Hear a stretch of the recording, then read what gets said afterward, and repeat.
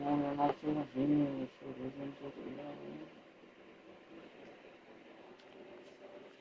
That's way better.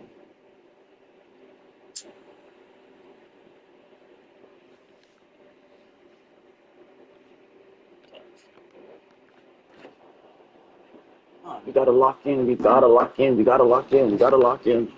Let me check this shit. One fucking day, one day, one day, one day. Let's do it, let's do it. We gotta lock in, we have to lock in. We gotta lock in today. We gotta lock in today. No funny business. These niggas took my dub yesterday. I don't know how, but it's good, it's good, it's good. We gonna do it, we gonna get to it.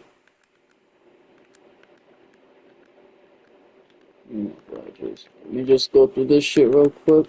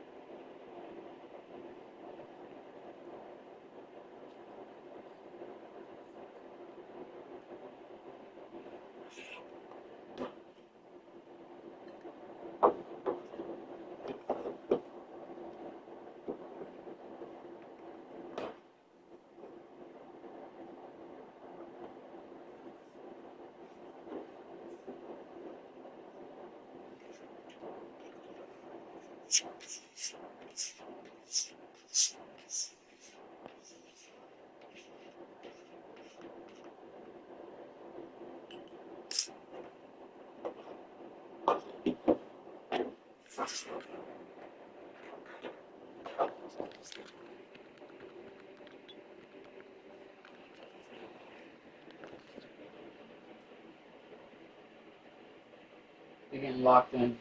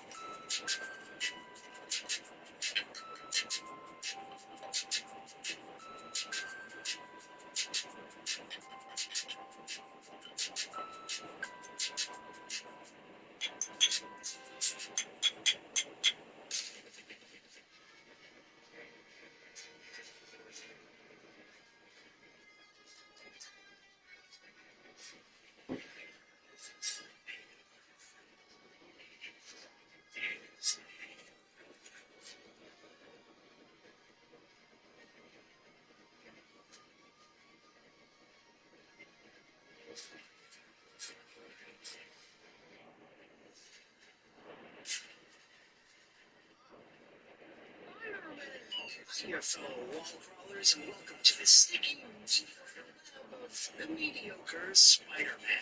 I know it's been a while since our last kind of uneventful adventure, but sometimes problems appear in my local neighborhood that are so big, so threatening, so multiverse spanning that I can't ignore my mad sense, which I sometimes do. I gotta take this threat head on, and sometimes that involves punching my weird anamorph robot dad, sacrificing my hot life to Mephisto for no reason, and worst of all, playing Spider-Man 2 on the PC. So for today's episode, we'll be swinging into one of the most unique and imaginative titles in the Arachnite's video game career, 2010's Spider-Man Shattered Dimensions. Developed by Pinox Interactive and published by Alchemax for the 360, PS3, PC, Wii, and Nintendo DS. It is a game of firsts in a lot of ways, or at the very least, the first in a long time since. The last four mainline console Spider-Man games had all been open world, and by the end of Web of Shadows, the formula was growing a bit long in the tooth, aside from that game's obvious charms.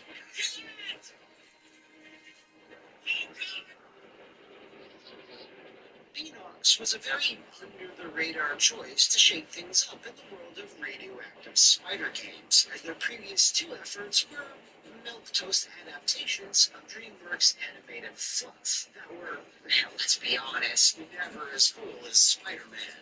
I'm very grateful to say that I'm 38 years old dating a 17-year-old. But they must have impressed Alchemax enough to land the job, since the old webhead was still a hot enough property at this time, largely due to Treyarch's efforts on the PS2 and Xbox, and nothing to do with their efforts on the 360 or PS3.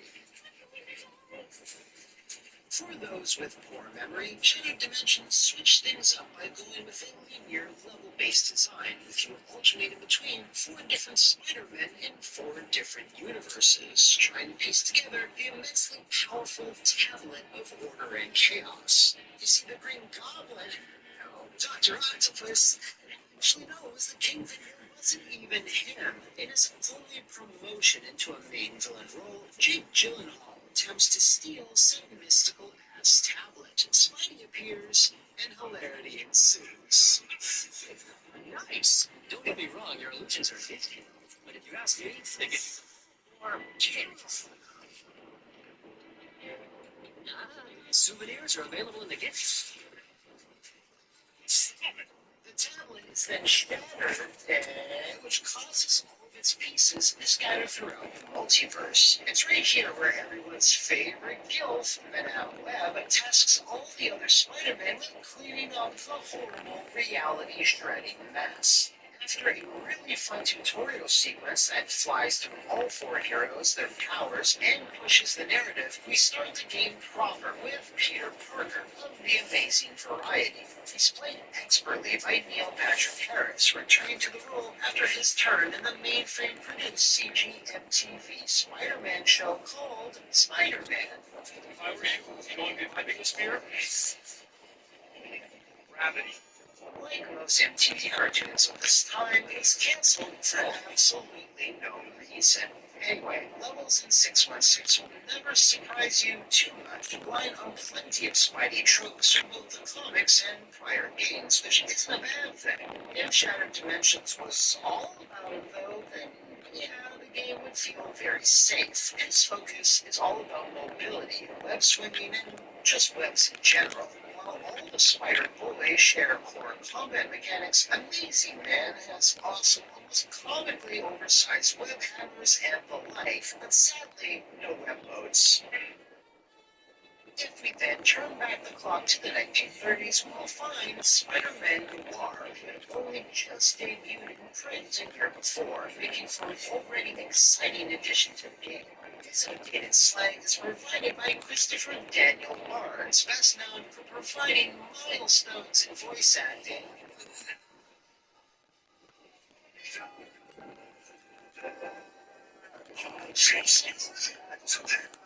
That will stay with us forever. While it takes some time getting used to, Mr. Barnes really starts slipping into the persona as he navigates his high contrast black and white world, punching out young kids and public moments alike. I gotta grab the sharps and make my play. Can you please pull units down one by one? Out of all dimensions, Noir provides the biggest change up in how the game actually plays, as it heavily leans towards stealth action, obviously inspired by the Argos. These bad guys are also armed to the teeth. Each one had the potential to turn the war into a block of Swiss cheese in mere seconds. Therefore, he needs to take them out as sneakily as possible with all manner of elaborate acrobatic insanity. Of course, the game will also sporadically give you straight-up combat sections where you serve up Jack Johnson and Tom O'Leary sandwiches. Because, as everyone knows, war likes to do two things. Everyday creams, and I like to fight Nazis.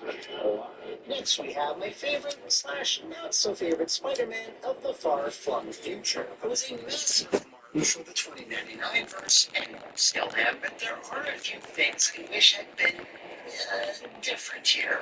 Firstly, the least known voice of the bunch, Dan Wilson, from the short-lived 80s cartoon, or I guess cartoons if you count his Amazing Friends, is unfortunately horribly miscast as the normally cool-headed and arrogant Miguel O'Hara. Now, I do think if there was a cheesy 80s or even 60s Spider-Man dimension, he'd totally work there and it'd be a laugh riot. There you pointed me. You were one person to point. You're being very rude. However, and the edgy trappings of whoever you're, it just feels wrong to me. That's me. Ready to save the universe and looking good while doing it. 2099 focuses on vicious, high-speed punch fights and careful utilization of Miguel's unique power. He can accelerate himself through time, slowing down everything else and gaining an extreme advantage in combat. As I mentioned, also features fun but brief free-fall sections where you'll have to navigate through some high-speed scenarios. Lastly, 2099 does not care about your eyeballs, so it's going to melt them with way too many shiny surfaces, lighting, and effects, because it doesn't give a shit. Our last spider isn't amazing, spectacular, or future, but rather ultimate. He's a younger Peter Parker, and I think he's performed brilliantly here by Josh Keith, while having a very creative, will always be fine little ocelot. If you liked him in Spectacular Spider-Man, and you did,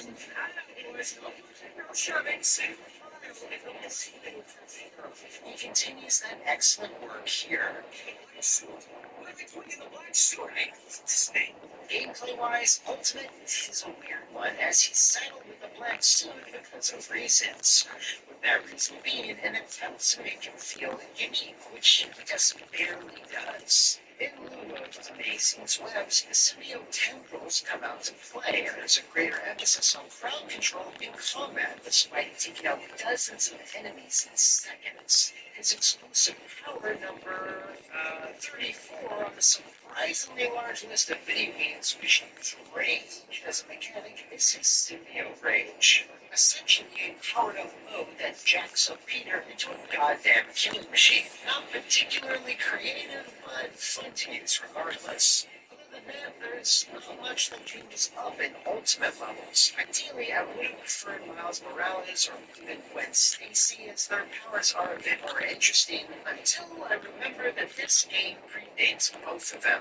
Oh, well, what about, Agent Venom, Flash Thompson?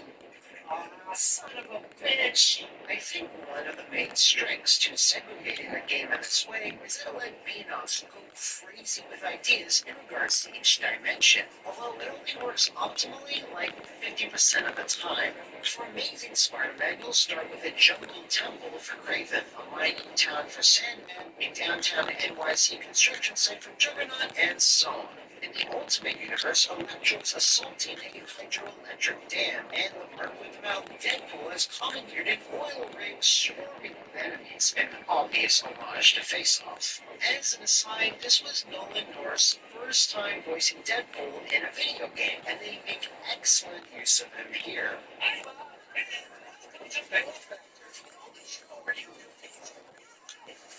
Remember, viewers, I'm available for you. Assassinations. This oil rig is, of course, a front for his own wacky extreme game show, so the script basically writes itself. However, when it comes down to 2099 and Noir, well, they fare a little worse in terms of environmental diversity. While there's certainly some attempt to balance between indoor and outdoor locations, they mostly wind up feeling visually repetitive, which you kind of have to chalk up to the art style. 2099 is especially guilty of this. Labs, offices, more labs, and more labs, and all kind of blends together.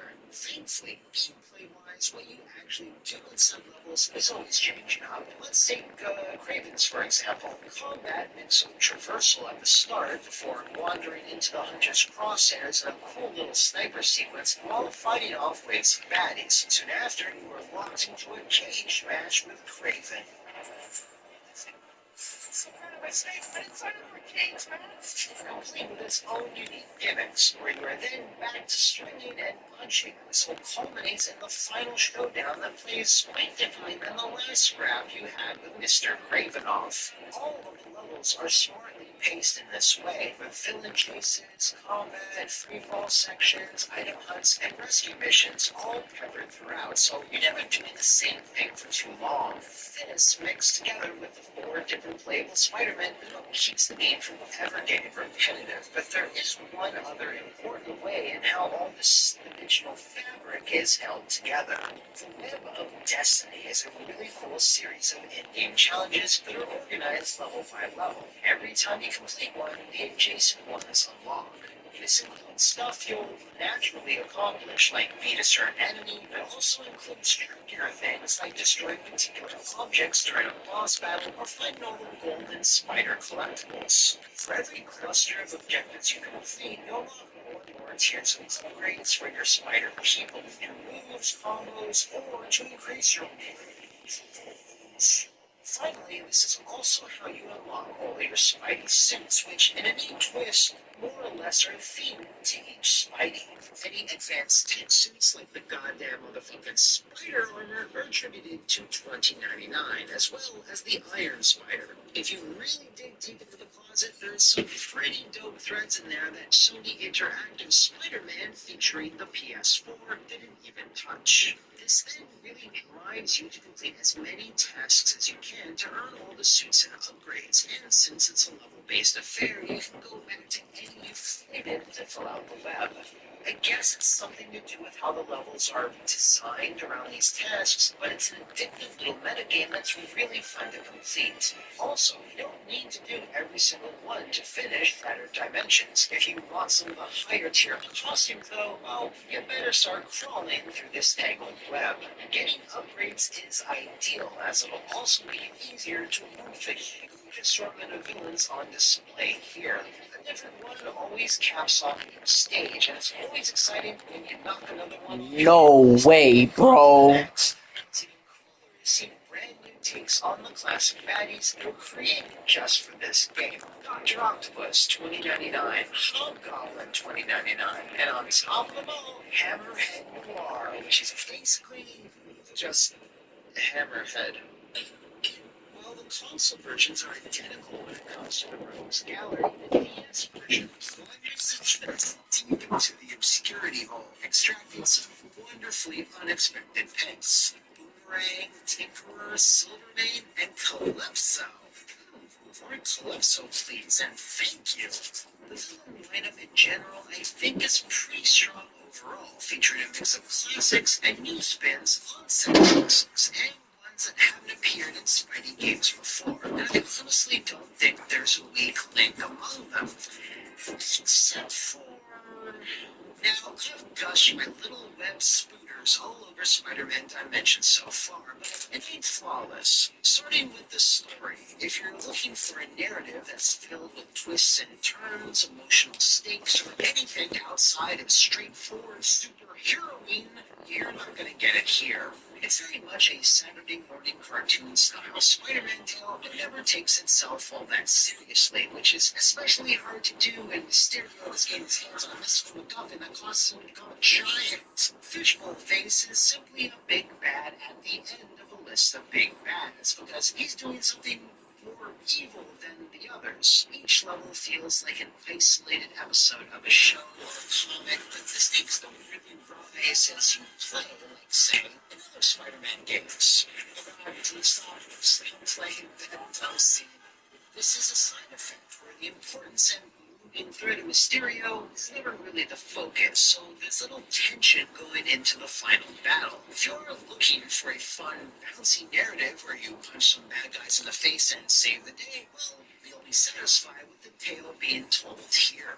But if you are hankering for something with some emotional weight and drama, well, that's not really something Shattered Dimensions is concerned with. Aside from the fluffy story, some animation also feels a little off here and there. Just simple things. Walking, running, stealth takedowns, jumps, and the animation blending in between. None of it is even approaching bad, just maybe a tad unpolished. Again, perhaps I was used to the huge bounding leaps you'd see in the sandbox fighties, but going back to this game now, it's a little bit noticeable. The last thing to mention, which is honestly a minus, a particular aspect of the boss fights, and I'm sure those of you who are even the least bit familiar with SD know where I'm going with this. In most, but not every boss battle, the camera will pull in close and present it from a first-person perspective, where you'll fight the villain punch-out style, except it's not really fun at all. The problem here is that changing things up in this way isn't something you should attempt as a quick little mini game. If you're gonna do it right. Use your whole ass. Make a full-on Spidey first-person melee fighter. What's here is just kinda clunky and awkward. Spidey's attacks don't feel very responsive or satisfying, and the wind-ups and tells of each villain are not especially well choreographed. I get how they wanted to show off each villain up close. They are modeled nicely, and each one spouts some great lines, but I'm just glad these things never lasted too long. It was the first and last time we saw Spidey fisticuffing like this in a video game. Now, with all that unpleasantness out of the way, let's talk versions. Where do they all stack up? For this video, I played through the Steam port, and in terms of graphical fidelity, it can't be beat. High resolutions, perfect frame rate, all that stuff. I did, however, have it crash several times during the first 2099 level, and I couldn't really find a reliable fix for it. The game is 10 years old after all.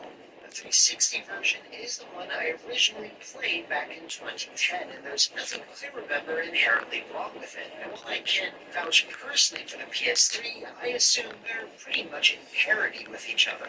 Probably the most impressive though is the Wii version, which scaled down incredibly well when compared to the others. The exact same levels, villains, and all the cutscenes are present. It's just not in HD. I remember booting this up and being stunned with how good it looked. Probably one of the best port downs I've ever seen. Of course, I gotta mention the DS version again. It's a neat little search action game that puts you in maze-like levels you navigate with a map. With each new power, letting you access new areas. Many DS Spider-Man titles did this, with almost all of them coming from Kryptonite Games, who also dipped into other Marvel superheroes as well. Now, it does cut out the Ultimate Universe from the roster, but in exchange, you do get Calypso, so it all kind of shakes out. Unfortunately, due to the nature of the Spider-Man IP and him apparently being used as a Sony bargaining chip, none of these games are available digitally, of course. I just so happened to be fortunate enough to download it off Steam before it was removed. If you're interested in snagging a copy, well, better get physical. Now, the marketing campaign leading up to launch was nothing short of brilliant. Much like a fighting game at each subsequent con or media event, a new Spider-Man would get revealed from the lineup, leading to a certain level of anticipation. Thankfully, while there were pre-order incentives that were split up between brick-and-mortar stores, it simply gave you a costume unlock right out of the gate. You still earned everything in-game. Shattered Dimensions sold so well that Activision then contracted Beanox to handle the next 3 games in the series, although sadly, none of them would reach the heights that Shattered Dimensions soared to. Maybe we'll get around to some of those in a future episode. What's far more important is the ripple effect Shattered Dimensions had throughout the entire Spider-Verse. While the one-off episode of the Fox Kids cartoon was the first to play with the subject matter, it was Dan Slott's work on the story treatment of Shattered Dimensions which inspired him to build on the concept which led to the comic book events, which of course led into the Spider-Verse. It all really started here. That makes Shattered Dimensions one of the most important Spider-Man video games ever, right alongside Spider-Man 2 and, of course, the PC point-and-click. The last 4 radioactive Spider games have all been open world, and the one after that will most likely be as well. So while I don't think it will be anytime soon, eventually we will see something like Shadow Dimensions once again. The character is just too unique to chain down to one particular style. With the popularity of the Spider-Verse right now, you get Miles, Gwen, Peter Parker, Kane, Spider-Side. That's a terrible idea. Jesus. Everyone enjoy the Spider-Man game. And that's another episode of the mediocre Spider-Man in the Spider Bag. Anyway, Shadow Dimensions gets a big recommendation from me. If you want to suggest another game on the wall crawler's long career, hit me up in the comments below or swing on over to the offices of the Daily View. I mean the Flophouse VIP Patreon to send me pics of your Spider-Man games. Get a picture of Julia Roberts in a thong. I can certainly get a picture of this weirdo.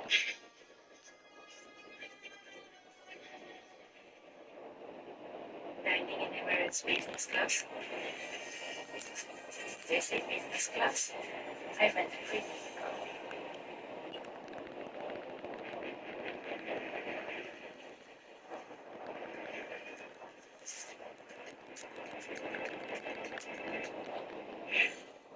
Remember the Spider-Man movies? Oh, I didn't mean those. They're classics, but I meant the ones that came after.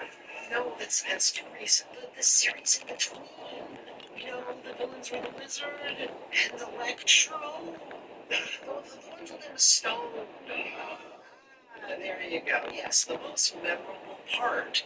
No one was to know at the time of its release between the years of 2012 and 2014, but the Amazing Spider-Man series would go on to be one of the most forgettable bits of the wall crawler's career. Hell, I think by now, Spider-Man is probably more beloved.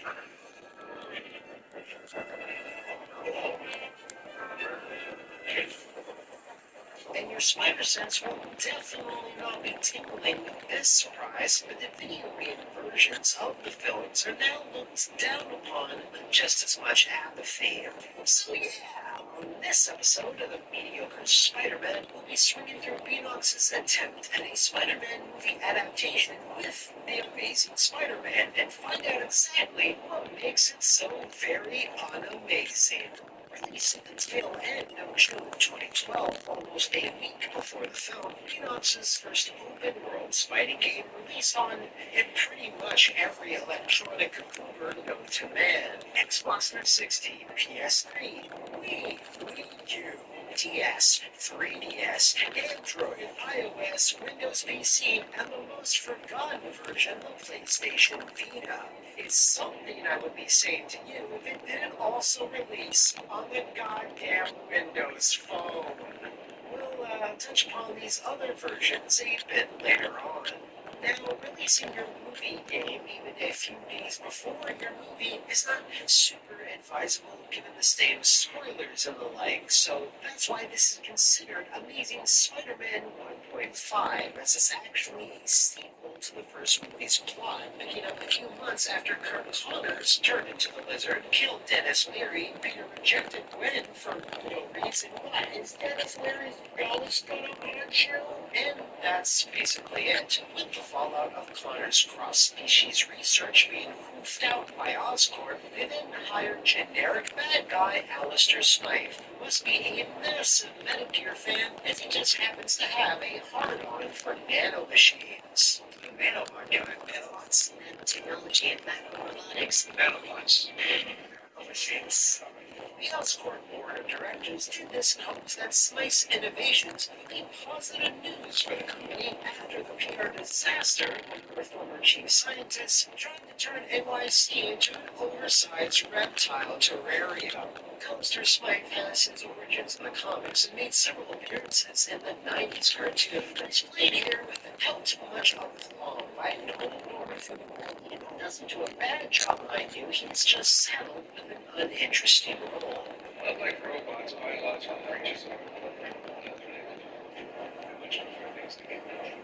Speaking of voices, Peter Parker, well, I mean Spider-Man, since Peter doesn't ever technically appear in this, is played by Sam Riegel, who all doesn't stand out when compared to a lot of other VAs who have donned the red and blue, has a youthful energy to his voice that doesn't get annoying, unlike,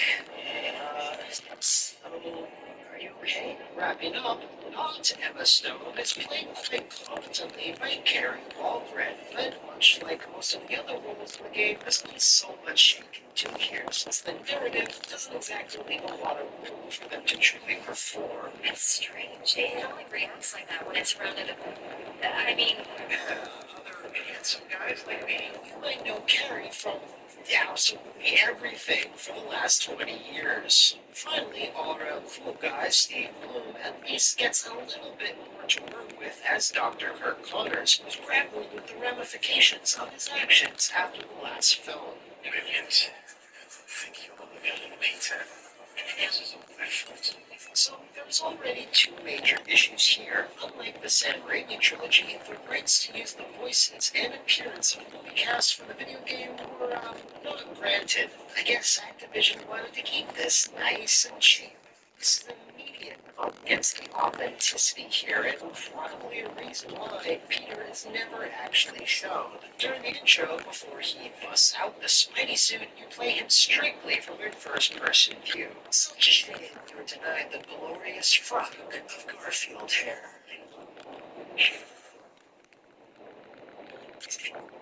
Now, the second issue here is that narrative, which kicks off simply due to Peter's presence at Oscorp, making it pretty much all his fault. Just being near his radioactive spider blood riles up the cross-species blood of the few remaining experiments left over from Connor's work. This causes the entire stable of animal-themed villains to go apeshit, which includes Rhino, Scorpion, Vermin, and probably the most obscure Spidey villain I can think of, a koala. When was the last time you've ever seen a koala?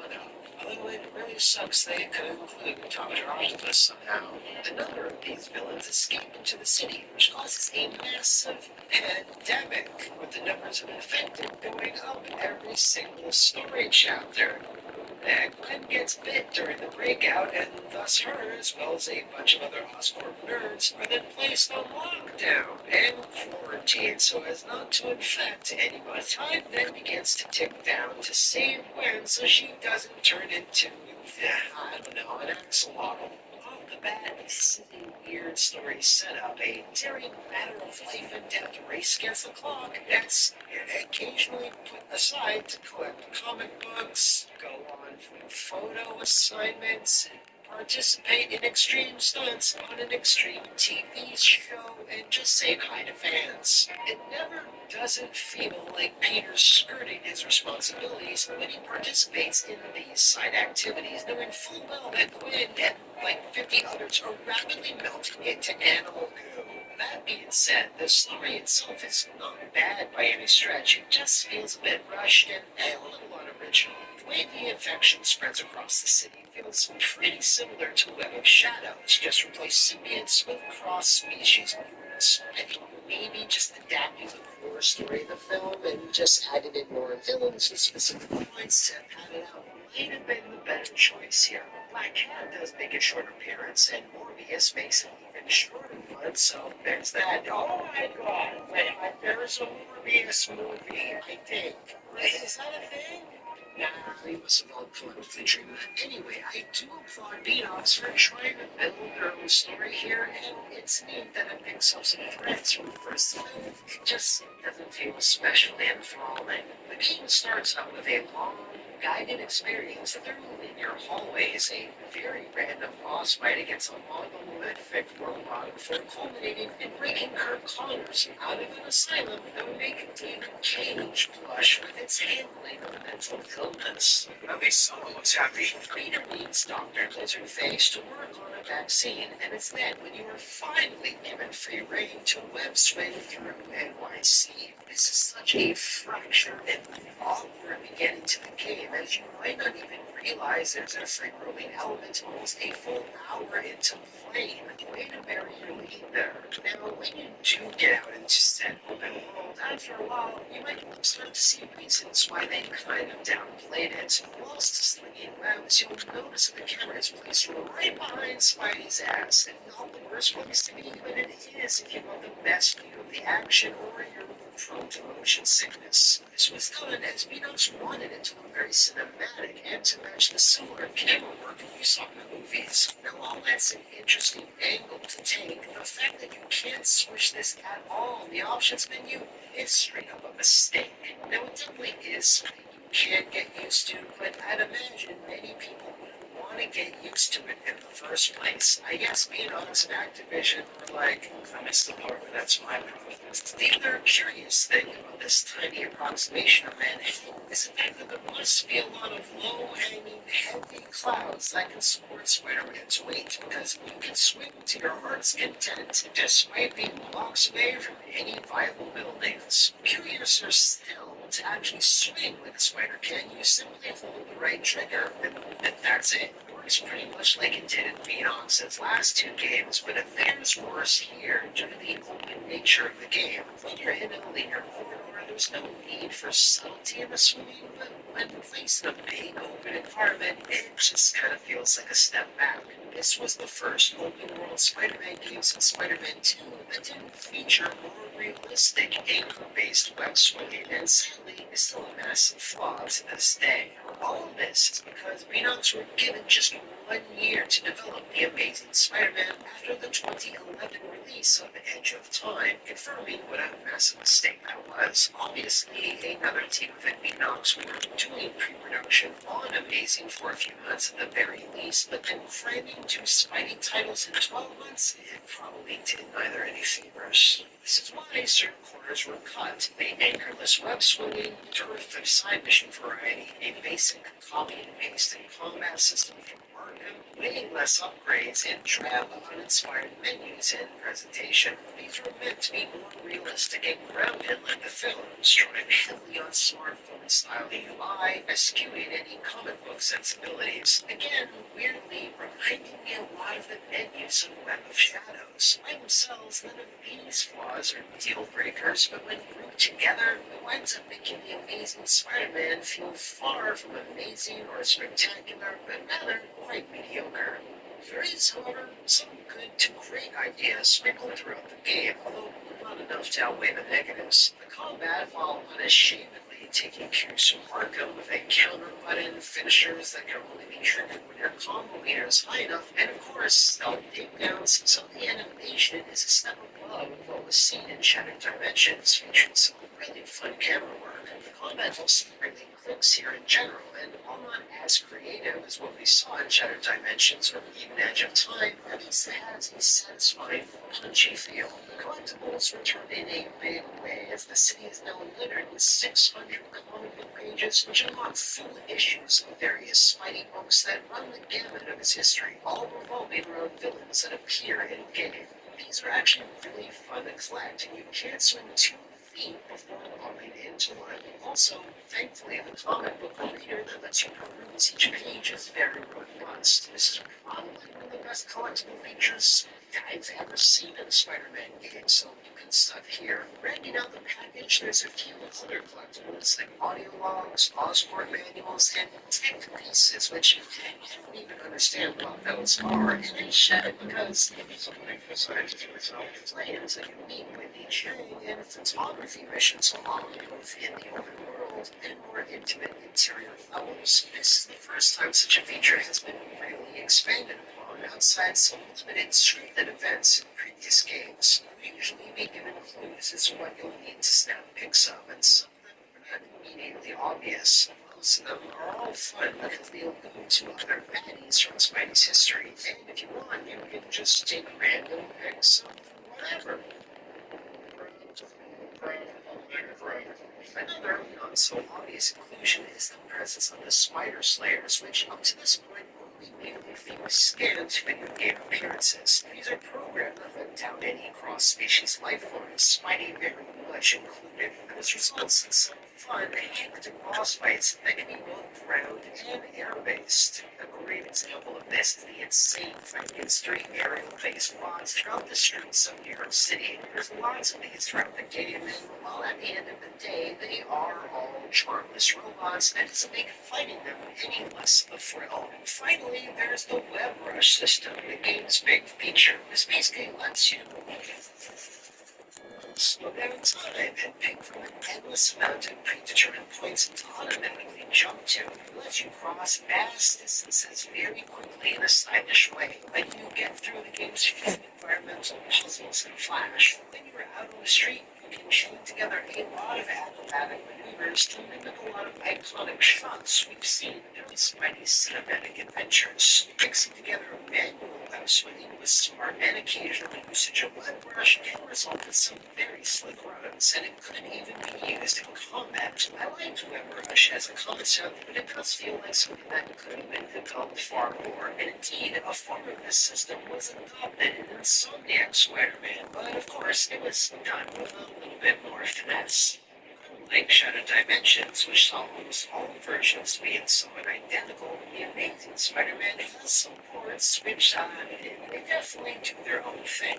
First off, both the Wii and 3DS have dramatically scaled-back versions, cutting the other one completely, and instead focuses more on a hub-based system from Peter's apartment. 91% of the action taking place exclusively in the Oscorp Tower and other interiors. You can see how these interiors of the 360 and the PS3 game were all kind of shuffled around to put something together here. And again, unlike Shadow Dimensions, the game looks absolutely awful, even by Wii standards. And the 3DS version is simply a 3DS version based off the Wii. While it's neat that this Frankenstein-like port exists, it's really not worth investing any time into.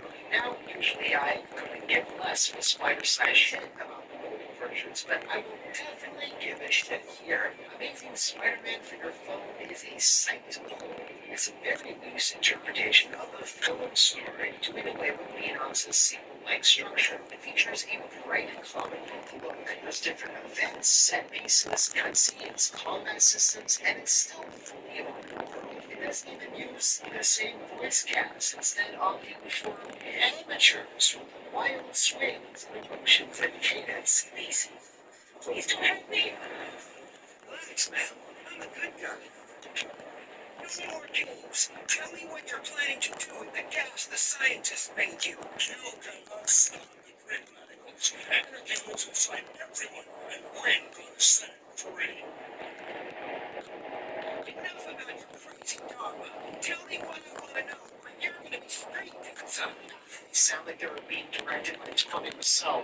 Come on, you know, so sexy, Lisa. The TS version is another unique specimen made by other Ocean Software and not Kryptonite Games. It does try its best to replicate that style, but it fails in a few key areas. Instead of charmingly simplistic 3D models that animate well, other Ocean opted for pretty ugly sprites, which don't animate well and clash over the 3D backgrounds. Not to mention, it has a much less interesting combat system.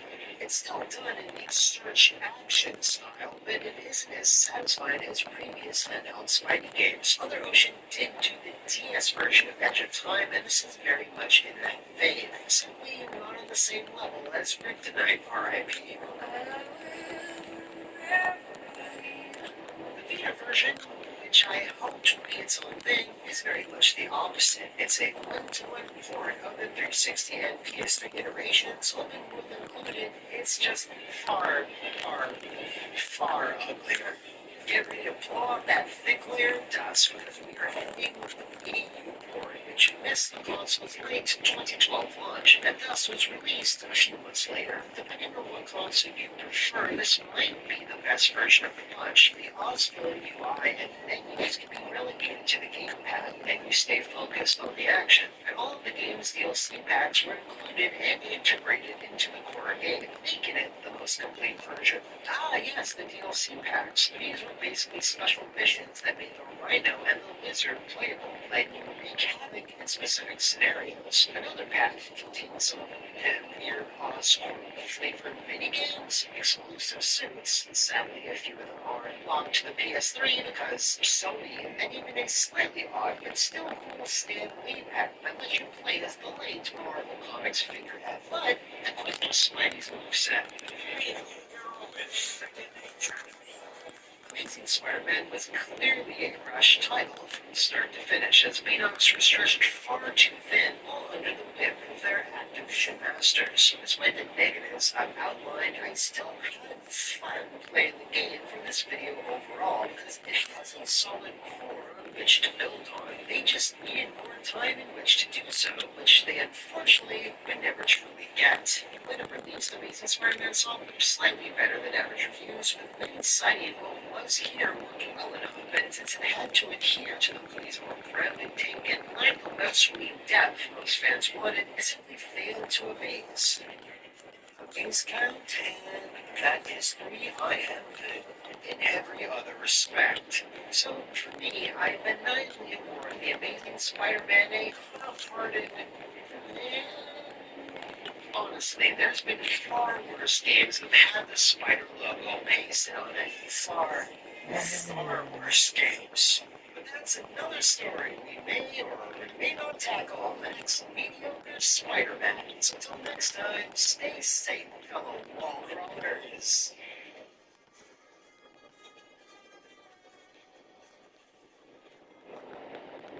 Welcome back, all you wacky wall crawlers, to the mediocre Spider-Man. I've been listening to your feedback over the last few months, so now I'll be giving you what you demanded. By totally real popular request, I'm reviewing 2014's The Amazing Spider-Man 2 game. Wait for applause. With any crust and any toppings for just $9.99 online, you can order your dream pizza at Domino's. Okay, so no one really asked me to cover this particular title in the Spider Gameverse, but sweet and amazing cakes will be going to talk about it, and not for the reasons you might think. While everyone has taken shots at this adaptation of the similarly reviled motion picture, which in itself will probably need its own What Happened one day, at launch, I recall liking this game quite a bit. Yes, it was really familiar, played it safe, and didn't do anything drastically new, and it does have a few key problems, but it improved upon Beanox's last game in a few important areas. For one reason or another, though, either leftover vitriol from the film, Spider-Man gained burnout or rising expectations at the time, since it released at the dawn of the new generation of hardware. TASM2 garnered this disastrous worst game of the year style stigma that to me was way overblown for what the game was. I mean, there's quite a few others from that year that I'd argue were way worse. Now, some of you webheads remember Activision transformed tech-based Beanox into a literal Spider-Man factory, having them pump out 4 titles in 5 years, which, aside from Shattered Dimensions, always resulted in games with cut content, rushed storylines, dashed ambitions, and lots of asset reuse.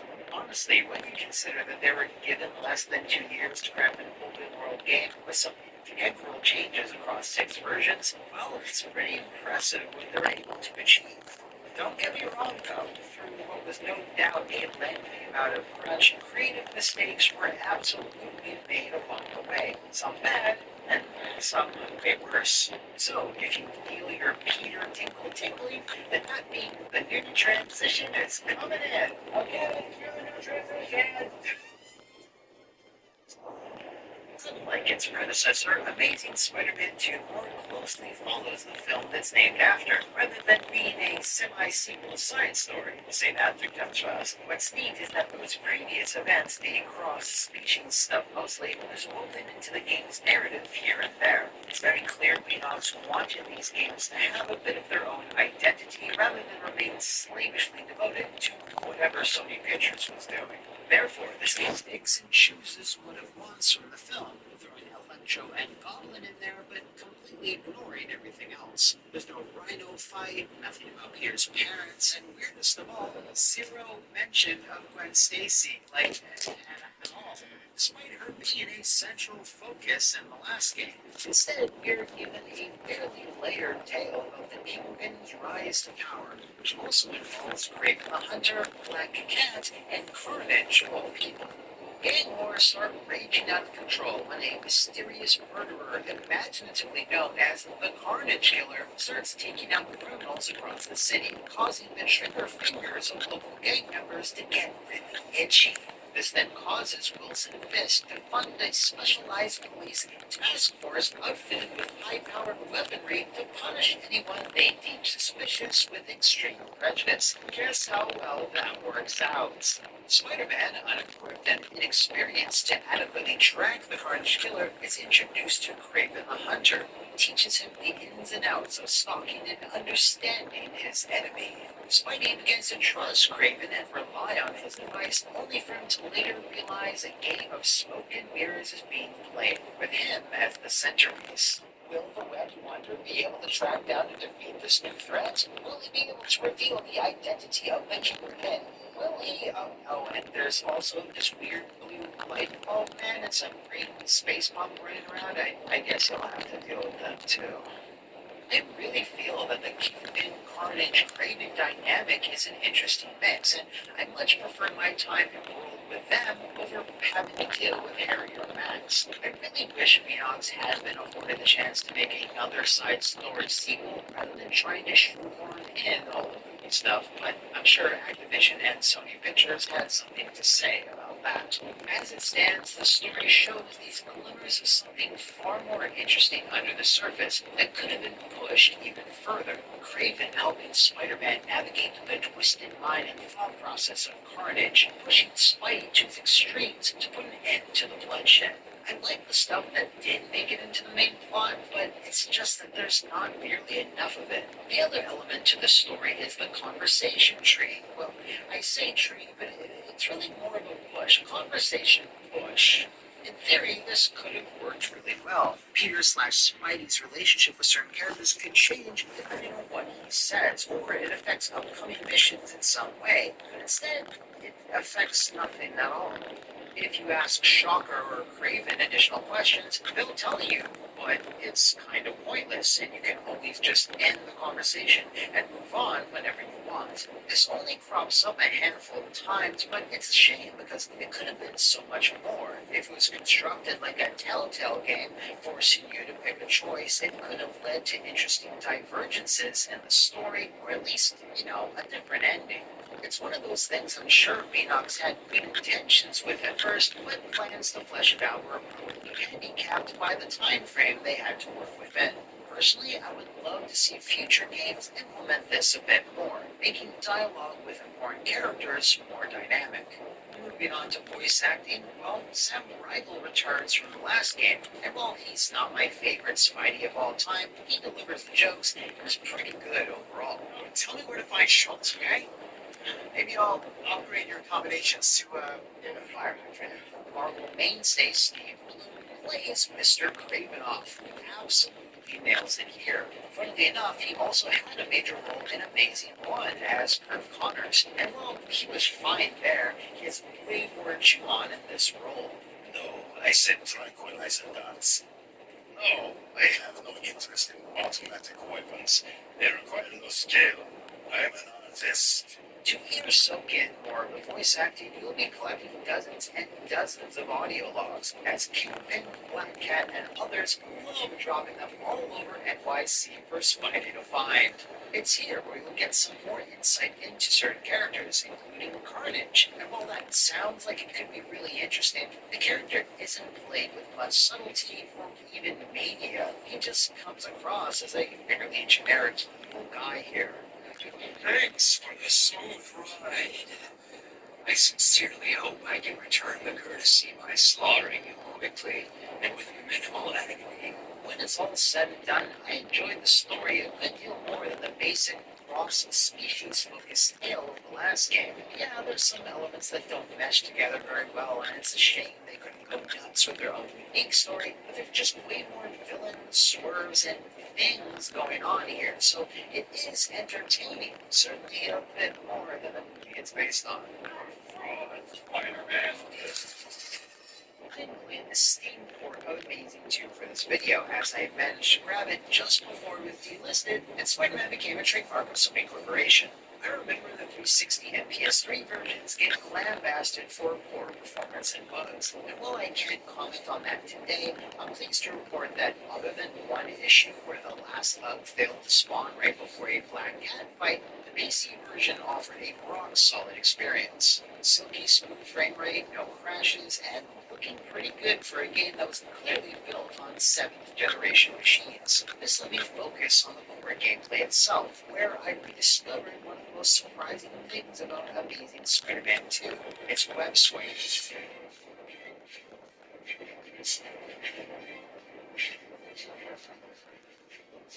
I think this is the second best way to shoot webs outside of Insomniac's efforts, trumping pretty much everything that came before it. And yes, that includes Treyarch's Spider-Man 2. Both the left and right triggers are used for each web shooter, which gives you a satisfying left-right tempo to your momentum and lets you take corners effortlessly. There's no other non-me Spider-Man game that handles swinging this way, but not only that, after an hour of playing, you level up your swing speed and get an upgrade that lets you boost, a mechanic lifted straight out of Spider-Man 2. All these factors work together to give you the fastest feeling web swinging, I think, ever. Just look at this. There he goes. A bullet full of dynamite, that Spider-Man. I love Spider-Man. So damn fast. Yeah, it's still a few notches below Insomniac's version, which has way more context-sensitive stuff and specialized moves, but it's still damn fun to this day. You'll need all that speed too, as you'll be crisscrossing Manhattan to complete missions, and in a fantastic upgrade from its predecessor, webs actually attached to buildings. This was probably a massive technical hurdle to overcome, but I'm glad Beanox went the extra mile to do it, instead of just hoping the player wouldn't notice how silly Cloud Suite looked like in the last game. Set pieces within NYC also vary from mission to mission, from Oscorp offices to dockside warehouses to derelict buildings just outside the city limits. You'll always be seeing something new. And the game definitely balances between full-on fisticuffs and the stealth mechanics that were introduced back in Shattered Dimensions, another element that Insomniac would reiterate on. But to tackle all of these missions, you'll need all the proportional strength of a spider, so yeah, let's talk upgrades. You'll be accruing XP, which will let you buy moves from a few different categories, and I gotta be honest, these are mostly just little boosts to the main move. There's a few neat ones though, like your spider sense showing you enemy vision codes or the location of collectibles, but gone are the over-the-top special moves and attacks of Shattered Dimensions or Edge of Time. The combat itself has been simplified even more from the last game, which is a bit disappointing. While past fighting adventures have had similarities to Arkham, this just unashamedly copies them. Attack, counter, and repeat until you can unleash the Flash Bender. It totally works, but by 2014, a lot of games all played like this, and I think people were kind of sick of it. It's a bummer too, because Beanox's old combat systems were much more akin to Devil May Cry, with launchers, juggles, and pretty much a lot of the things Insomniac revisited later. It's not bad, just uninspired compared to what came before. I mentioned collectibles earlier, and the game absolutely shines here. Hundreds of comic book pages still litter New York City, and the excellent reader, which you'll use to read them, returns, with issues pertaining to the villains being dealt with in the game. action figures unlock whenever you encounter that character, along with dozens of aforementioned audio logs. I love how there's just a big dumb floating hologram of Fisk's own face with an audio recording of him admitting to the fact that he's the Kingpin and leaves that shit in a packed bar for anyone to find. Spider-Man. He's about to swing. Most of this stuff is all available at the comic stand, the local store owned by a particularly friendly face. He was a good man. He was the best. This was Stan's most extensive voice work since Shattered Dimensions, and it's an awesome, appropriate role for him to have. He even owns a Spidey-themed arcade machine that lets you roll it out in wave-based combat challenges that will net you additional rewards. Now, all of this stuff, the story missions, collecting collectibles, and quelling random street crimes, is all well and good, just a normal day for your friendly neighborhood Spider-Man. Unfortunately, what's not normal is the big new feature Beanox or some madman decided to clasp around this game's neck. Fairly early on, the super mega death squad that Fisk unleashed on the city decides to make Spider-Man their prime target, but will only act on this according to public opinion. Meaning there's now a morality system that starts to govern what you can and can't do in this free roaming superhero game. All street missions, your carjackings, B&Es, shootouts, or building fires now all have a timer. And if Spidey ignores them for too long, they'll start pulsating with anger, making your map look like it's having a heart attack. If too many expire, you'll then be viewed as a menace, and the city starts to populate with turrets, drones, armored cops, and force fields that make the city 1,000 times more annoying to navigate. It basically starts to become Dick Tracy on the NES, although not as hard. You gotta be fucking kidding me! It becomes overwhelming very quickly because while you're rushing to a nearby crime, other crimes are counting down and you take additional moral damage while you're trying to undo it. This means every 5 to 10 minutes you'll have to stop what you're doing and grind out like 5 crimes in a row to bring you back up to hero. And did I mention there's associated cutscenes for every crime that always play no matter what? Yeah, you can skip them after a few seconds, but it's still baffling that someone thought this was okay the way that it's been designed. And look, I get it. With great power comes great fear. Finish that sentence. Yes, okay, Spider-Man, you really shouldn't be collecting comic books when 3 people and a baby are roasting alive in a nearby apartment complex. But this isn't a movie or a comic where there's a set narrative. Forcing the player into these tasks instead of trusting them to complete them in their own time ain't great. What's worse is that you don't really get anything unique from completing them outside of the expected XP boost. All that happens when you complete these crimes is that you get less punished. If they were worried about players not taking part in these random events, then maybe make the rewards worthwhile when you do finish them. Are any of these missions particularly hard? No, but there's always a chance you can still fail a few of them. So how about in the event that does happen, then you get a tongue lashing from Jonah and take a big morality hit. Would that have been okay? As it stands, this doesn't break the game or make it unplayable. It just throws a lot of pointless busy work at you when it doesn't need to. Fortunately, depending on the suit that you wear, you can get extra buffs to mitigate the morality system somewhat, which I almost forgot. The suits! Along with the web swinging, Peter's drip is something amazing Spider-Man 2 absolutely excels at. You unlock some wild stuff that, to this day, is still exclusive to this game. The most famous is probably the Superior Spider-Man outfit, but there's a few other cool ones as well, like Ricochet, Hornet, and even Spider-Carnage. Also, in a first for the franchise, outside of maybe the special powers you get in the PlayStation Spider-Man, each suit has different stats across 3 main categories, meaning that some outfits are better suited for certain situations than others. You'll unlock a good number of these throughout the story, but the bulk comes from completing underground Russian hideouts. I guess the Ghost of Lenin wanted to keep all the cool Spidey costumes for himself. What's lame is that if you want them all, that's pretty much impossible nowadays, as Activision made sure that several retailers got exclusive pre-order soon codes. The only real problem with all this, if you want to switch one out, you'll have to travel all the way back to Queens and hope that Dave doesn't notice the sticky wet fluid leaking out from under your door when you change. I really wish you could just swap these out on the fly, therefore never having to go home, thus leaving May to stare at the wall in silence. But can't have everything, I guess.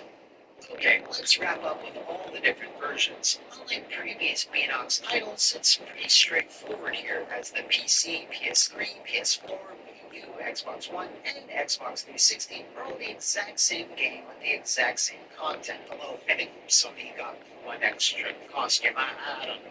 In terms of handhelds, there's only one port this time around, which was developed for the 3DS by High Voltage Software.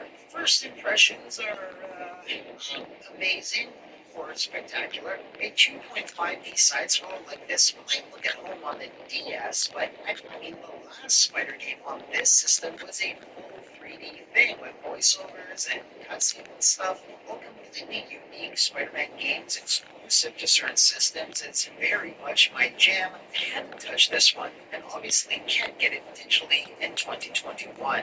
If you at home have had the pleasure, let me know in the comments how it is. The last port I'll talk about is the iOS version by GameLoft, and I have to say it's a unique case. It's a bit similar to the last amazing mobile game, which means it's far more comic booky in nature, bright and colorful, doesn't take itself too seriously, and features way more bombastic special attacks like web tornadoes and shit. Plot-wise, it puts the movie villains front and center, just throwing Electro and the Green Goblin at you right from the start, but for some reason it cuts out Carnage, Kingpin, and the Shocker. Well, that last one is probably not all that surprising. It doesn't end there though, because while it keeps Kraven and Black Cat, it also grabs in Rhino, Hammerhead, and Venom. Fucking Venom! Like, how is that even possible? Also, last but certainly the least is Screwball. Yes, everyone's favorite character from Spider-Man PS4 made her game debut here. She threatens the city with bombs and with her obnoxious go-away heat. Speaking of Spider-Man PS4, Spidey himself is voiced by Yuri Lowenthal. Yeah, some 5 years before he'd slip on the red and blue for Sony, he played the character just in this mobile game. How that even happens, I don't know. Word of advice, Brock. Next time you need to make some quick cash, ambush somebody who doesn't have lives to save. Don't let me see you. Wow, that was a big old tangled web I had to climb, because this case is really interesting to revisit. Amazing 2 has some really strong points. The suits, the web swinging, the collectibles, some of the story elements, but it's held back so much by the Activision time grind that its good ideas are always hampered in some way. Honestly, just removing the morality bar and, I don't know, maybe modding Peter's face so he doesn't look like my Patch Wolf would make for a massive improvement to the overall experience. I'm sorry, John, I love you. I really feel like Beanox was on to greater things here. If they had been given another, I don't know, 6 months to truly flesh some things out and polish others, who knows how good it could have wound up being. In the end, I truly believe fans were just tired of the cash grabs, familiar combat systems, and other tropes of the time, all of which sadly Beanox had to adhere to make that deadline. With all of that said, I give Amazing Spider-Man 2 a 3.5 missing wet heads out of 5. I can imagine for many of you who have enjoyed Insomniac stuff that this might be almost unplayable nowadays. I think it was a really great jumping off point that they clearly looked at for inspiration, so in that way, it definitely earns its place in Spider-Man game history, for better or worse.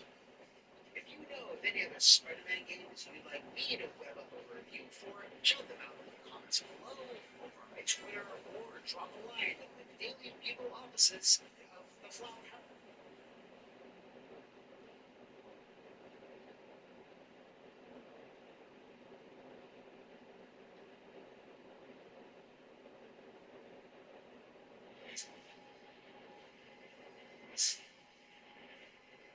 With every 200 250 entries across 7 tiers, looking at over 80 years worth of Marvel history. There is something for everybody in this definitive, ultimate, and I can't think of a big word for it's the Marvel iceberg.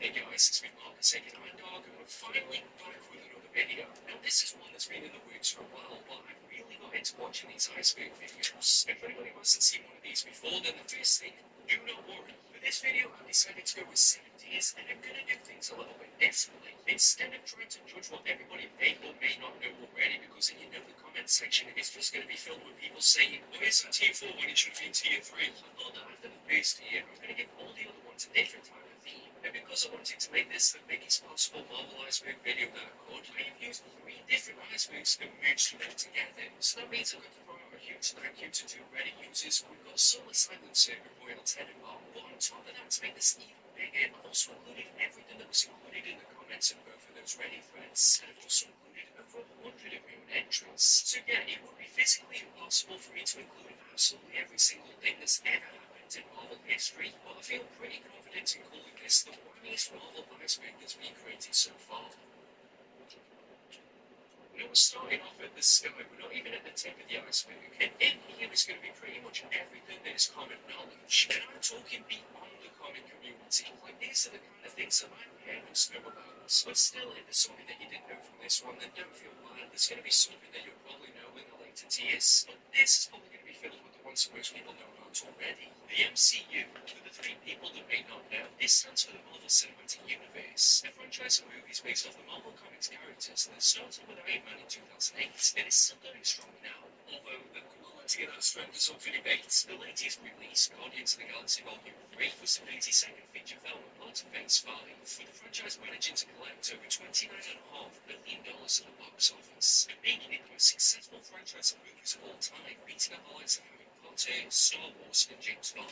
Stan Lee, very much the godfather of Marvel Comics, and easily the most recognizable creator. Although there have been controversies over the years with who did the majority of the creating when it came to the characters, the impact of Stan Lee can't be understated. From the Avengers, to the Fantastic Four, to Spider-Man, Hulk, Black Panther, and countless others, the vast majority of the Marvel characters we love today were created from Stan Lee's stories, and even non-comic readers know him from his cameos in the movies. Sadly, he passed away at the age of 95 in 2018, which honestly doesn't feel like it was 5 years ago. And in what feels quite poetic, his last cameo was in Avengers Endgame, origin stories. Now, every hero or villain has an origin story, and some haven't been changed since the characters debuted, and they're very widely known, such as Spider-Man being bitten by a radioactive spider, or Captain America being part of the Super Soldier program during World War II. But the more obscure the character, the more obscure their origin. For example, little-known hero Iron Man was bitten by a radioactive iron, but the origin was changed for the 2008 movie, so it'd be more accessible to audiences. It's not true just before anybody takes it seriously. Disney/Fox, during the 90s, Marvel sold the movie rights of certain characters to different companies. So we got Spider-Man, Fox got Fantastic Four, X-Men, Daredevil, and a few others. And in 2009, Disney purchased Marvel, comics and all, for $4 billion, meaning the movies were going to be distributed by Disney rather than Paramount.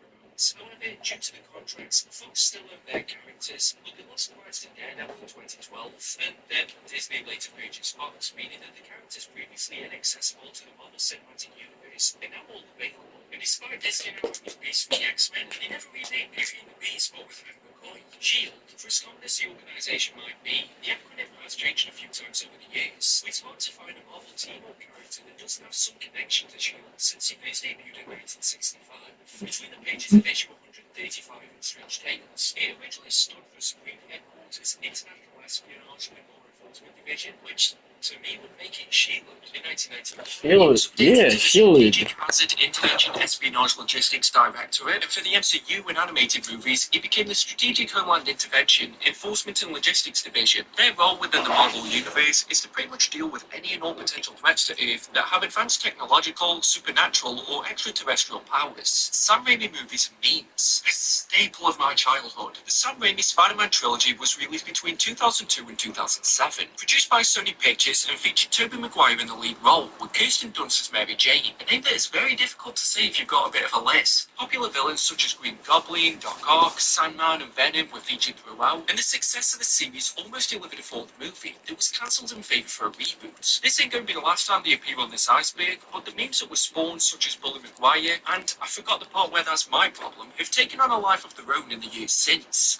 Spider-Man 2 is 20 years old next year. The Spider-Verse movies. The surprise hit of the last decade was spinning out of the Sony Animation Studio. Into the Spider-Verse was released in 2018 and was the first fully animated Spider-Man feature film, unless there's an earlier one I've forgotten, and focused on Miles Morales as he crossed paths with different Spider-People from across the multiverse. On a budget of $90 million, it returned $384 million and received rave reviews and took everyone, including myself, by surprise with just how good this was. The concept is loosely based on the Spider-Verse event that took place during Dan Slott's run, which seems like I was completely in the minority with enjoying that. However, the movie was successful enough to have a 2023 sequel called Across the Spider-Verse, and despite being half a movie, it expanded the universe and managed to make it just shy of $700 million.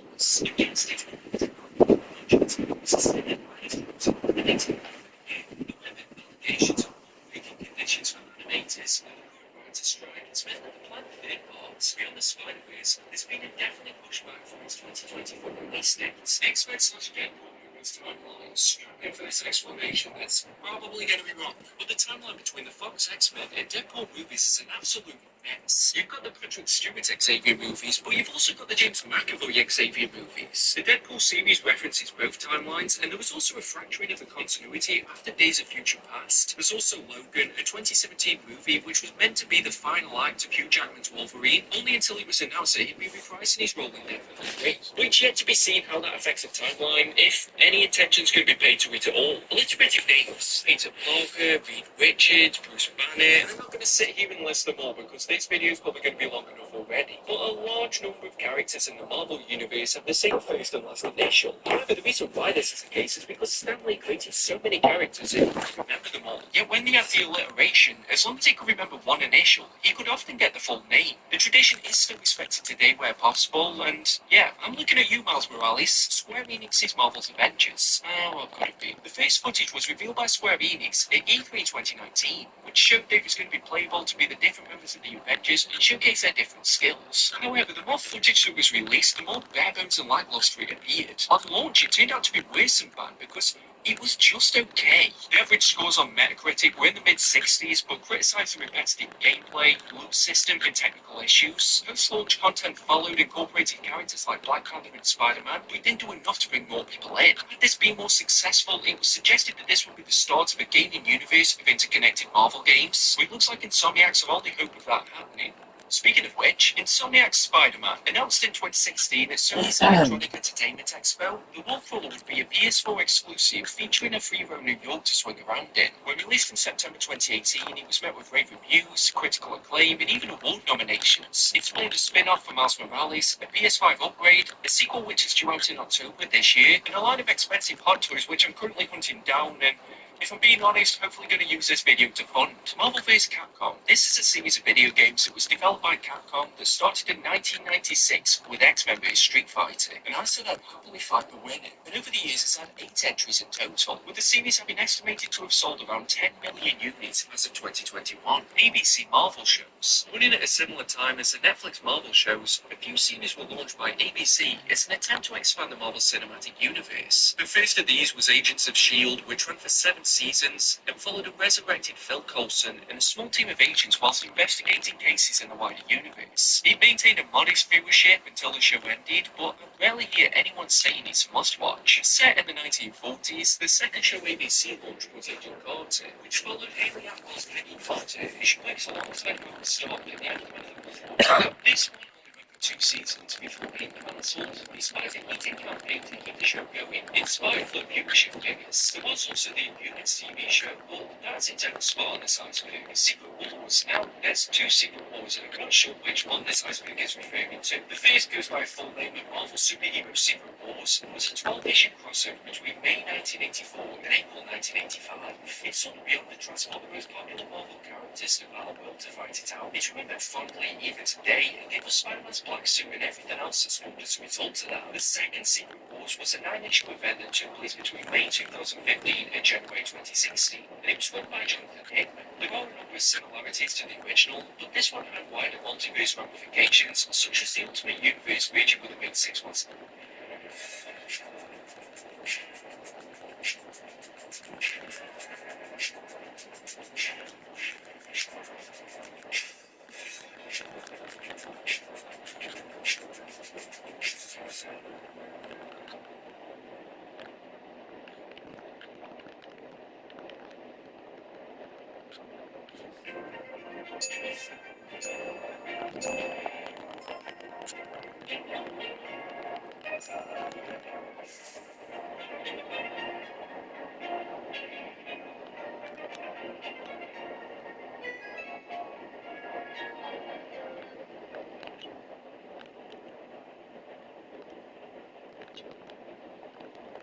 Next world, the Netflix Marvel TV universe. To expand the Marvel Cinematic Universe, 6 series were debuted on Netflix that featured darker, more street-level heroes. These were Daredevil, Jessica Jones, Luke Cage, Iron Fist, and the Punisher. There was also an 8-episode team-up called The Defenders, which for some reason just didn't feature the Punisher. Across the 6 shows over 13 seasons. But unless it was Daredevil, the Iron Fist allowed the longer went on, and suddenly each one got cancelled. It survived to back to Disney. The show started to appear on Disney Plus. John Conti's Daredevil already making a few appearances in other MCU movies. There's also been rumours that Jessica Jones and Punisher are also going to make their debut, and there's also been a Daredevil Born Again series that's been announced. With all this writer strike stuff, I just don't know what's happening with that. The 90s animated shows. Over the years, there's been a number of animated series, and we'll only touch on some of the specific ones in different tiers. Pretty much every decade has some form of show going on, and as a kid in the 90s, I had some of the best, such as X-Men the Animated Series, Spider-Man the Animated Series, Fantastic Four, Iron Man, that weird MTV CGI show. Like, that's later on in this video, but these animated shows vary in quality over the years, so it's kind of a lot, but there's still a few that stood the test of time, and honestly, X-Men the Animated Series has one of the best themes. Civil War, and yeah, we're doing another company-wide crossover, but this one probably was well known. It lasted for 7 issues between July 2006 and January 2007, written by Mark Miller and illustrated by Steve McNiven. This saw Marvel Universe divided into Geneva Registration Act and heroes and villains.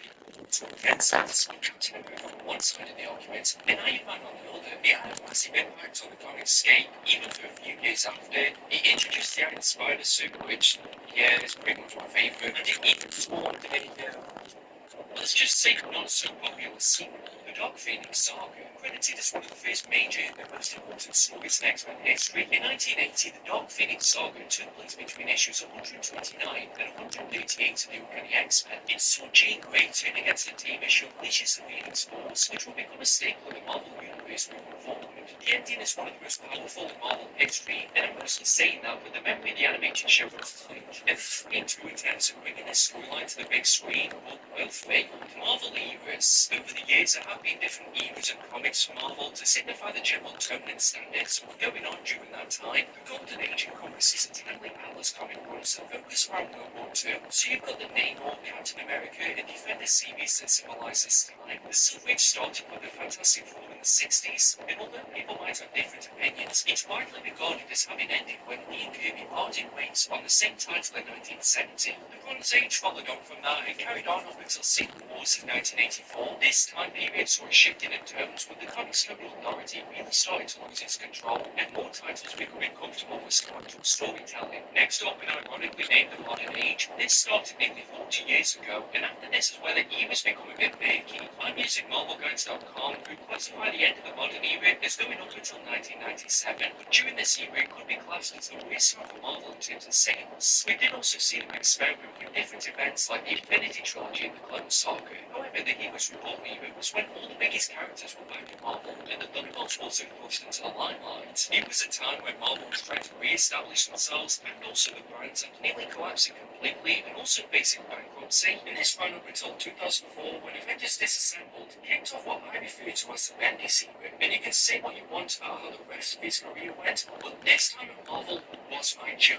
When you had titles like the New Avengers, Mighty Avengers, Secret Avengers, and Avengers initiative, which led into huge company-wide events such as House of M, Civil War, Secret Invasion, and ended after the heroic intro of 2012, which is also when Bendis left the Avengers titles. It's not anymore that seems life, so don't worry. In 2012 kicked off the Marvel Now era, which gave a new branding and only #1 to the biggest titles. Jonathan Hickman was writing the Avengers books, which was the centre of everything that was happening, and kept escalating all the way until Secret War, which collided the Ultimate and regular Marvel universes together. And you'll notice that the time between these eras is getting shorter and shorter, and that's because Marvel loves a relaunch. Which brings us to the all new, all different branding, where they push the boat out by doing stuff like Civil War 2 and Inhumans vs X-Men, so no idea what was new or different. All the characters you knew and loved were now swapped out with a different person. But since 2018, when the original books got relaunched again, it's been a bit of an undefined era, and who knows what waits in the future. Ultimate Universe. In the late 90s, in response to declining comic book sales, Marvel decided to create a separate timeline set away from the main 616 universe, due to the 60-year continuity being a barrier for many new readers. The Ultimate Universe was then started in the year 2000, featuring fresh reimagining to the biggest characters from the very beginning. The first title released was Ultimate Spider-Man, and to me, and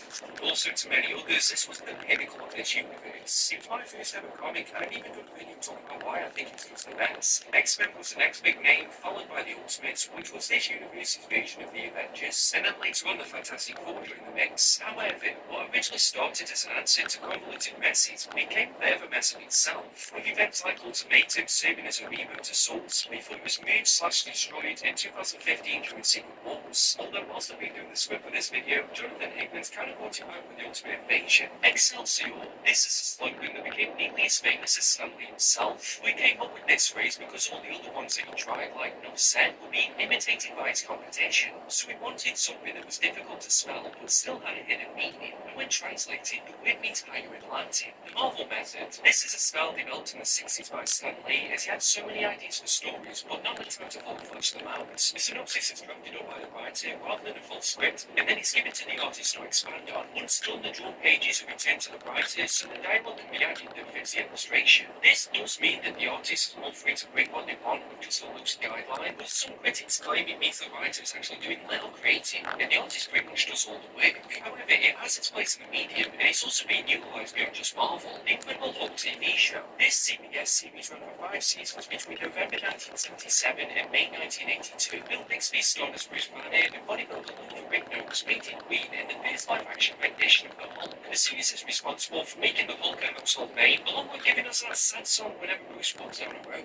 Fantastic Four 2015. And I'm just going to assume it's about the complete mess that this was. And to keep the rights for rebates back to Disney, Fox had a certain time frame that they needed to get a new Fantastic Four movie into production. The Frank Force figures that were most would lead you to believe. Things looked promising early on. Judge Trank, the director of the criminally underrated Chronicle, was picked to lead the movie. It was to be a darker reboot to Marvel's first family because for some reason, everything just needed a dark reboot during that decade. Miles Teller was cast as Mr. Fantastic, Michael B. Jordan was the Human Torch, Kate Mara was Sue Storm, and Jamie Bell was a Link. But with Josh Trank having a distinct vision and the studio having a different idea, what we got in the end was a complete mess that barely made its estimated $155 million budget back. There hasn't been a Fantastic Four movie since. Josh Trank went on Twitter to try and get his side of the story, and that likely contributed to the poor reception, and at one point it was rumoured that 20th Century Fox was going to sue Josh Trank because of it. And despite the worst efforts, Fox did lose the rights to Disney, and now the Fantastic Four will be making their MCU debut as part of Phase 6. Initial logo controversy, and I always try to avoid getting super political on this channel, which is ironic considering some of the other topics on this video, because there'll always be some conspiracy nut job who won't listen to what you're actually saying and just hear what they want to. And I learned that the hard way the last time I saw that to mention this topic. But the Punisher's iconic skull logo has been adopted by many different groups in the real world, including law enforcement, members of the military, me when I wear my Punisher hoodie at the gym, and also by rioters and those who are protesting in Capitol Hill. But in response, Marvel decided to change the logo during Jason Aaron's 2022 run, and there's no word yet on when or if it will change back.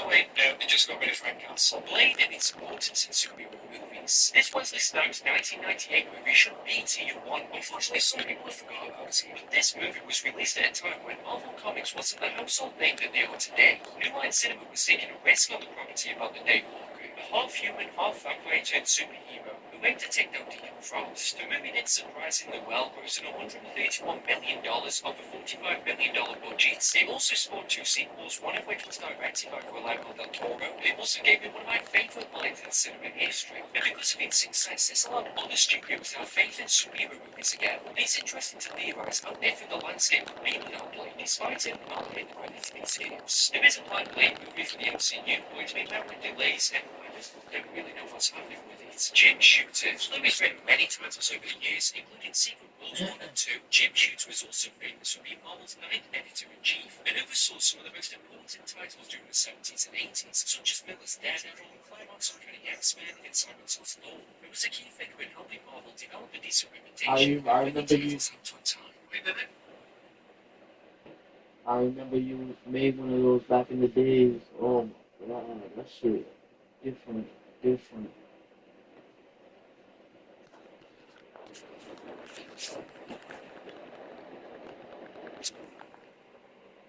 This one on this list says the Mad Comics OPB discount codes. Well, yeah, actually, it's a good job that they're on here because if it was that you wanted to pick up any codes that I mentioned in this video, and you want them for a little bit less whilst also supporting this channel because that's the only way that videos like this are possible, then I definitely recommend checking out the channel's sponsor, Organic Price Books. They've got great packaging, fast shipping, and amazing customer services, and if you use code PROOF, you'll get $2 off your order. And if you're ordering 3 or more books and you want them to be delivered together, make sure you use code PROOF shipping together for 5% off your entire order. Don't worry, you can just copy and paste them from the description down below, and you can use these codes as many times as you like.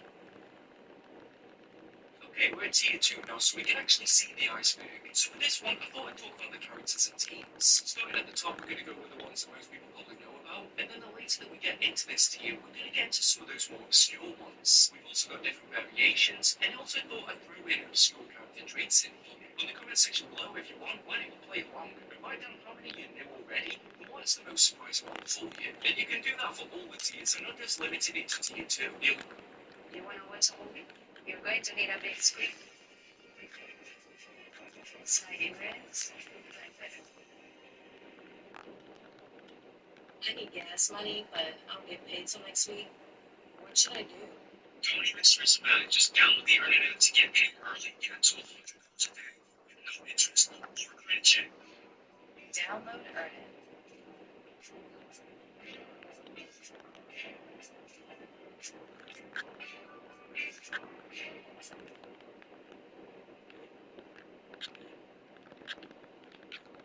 Illuminati. Assembled after the Grayskull War, the Illuminati were first revealed in issue 7 of Brian Michael Bendis' New Avengers. It's a secret group that was started by Iron Man, who wanted to bring together a member who could represent the major groups within the Marvel Universe, to exchange information and hopefully prevent greater disasters. Tony Stark represents the Avengers, Mr. Fantastic on behalf of the Fantastic Four, and opted for Kirby, Charles Xavier for the X-Men, Black Panther for Wakanda, Black Bolt represents the Inhumans, and Doctor Strange is there because he's all magic and shit. They're responsible for decisions such as shooting the Hulk into space, which resulted in World War Hulk, and pulling the strings during Civil War, and he made the MCU debut, sort of, during Doctor Strange and the Multiverse of Madness. Thanos and Mistress Death. Yeah, they're basically the Kanye and Kim K of the Marvel Universe. Comics Thanos originally had a similar goal to his MCU counterpart, but a very different motivation. Translation, he wanted ass. And to be fair, I'll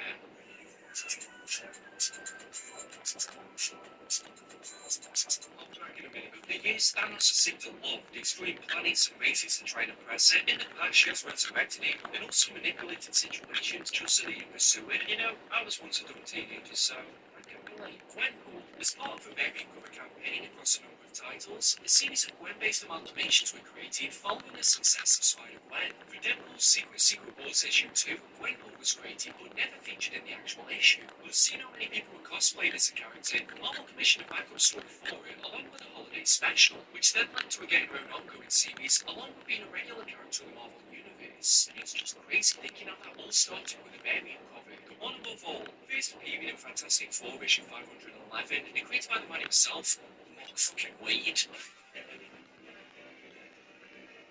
The one above all is effectively God and the highest creative force in all of existence. They're all remembered as love, and they live in the house of ideas. They have cropped up a few times since their creation, including during Alan run on the Immortals. A-Force, first debuted in 2015 during Secret Wars and created by G. Willow Wilson. This was an all-female spin-off of the Avengers that included characters like Captain Marvel, Medusa, and She-Hulk, amongst others. The first issue was the sixth best-selling comic for the month it was released. It received mostly favourable reviews with a 5-issue run. The team was brought back in 2016 during the all-new, all-different era, with a series that lasted for 10 issues this time. But the sales continued to dwindle to the point where some releases weren't even breaking the top 100 best-selling. And despite writer Kelly Thompson promising that the series was just going on a brief hiatus after issue 10, no new issues have been released since. However, there was a scene in Avengers Endgame which is a subtle nod to the all-female team, and I would argue how Captain Marvel and Scarlet Witch alone could probably stop Thanos, but this video is probably already long enough. It's Avengers. And I'll tell you one thing, I wouldn't mind paying them. Another offshoot of the Avengers, but this one is easily the cutest. First joining up for a 2009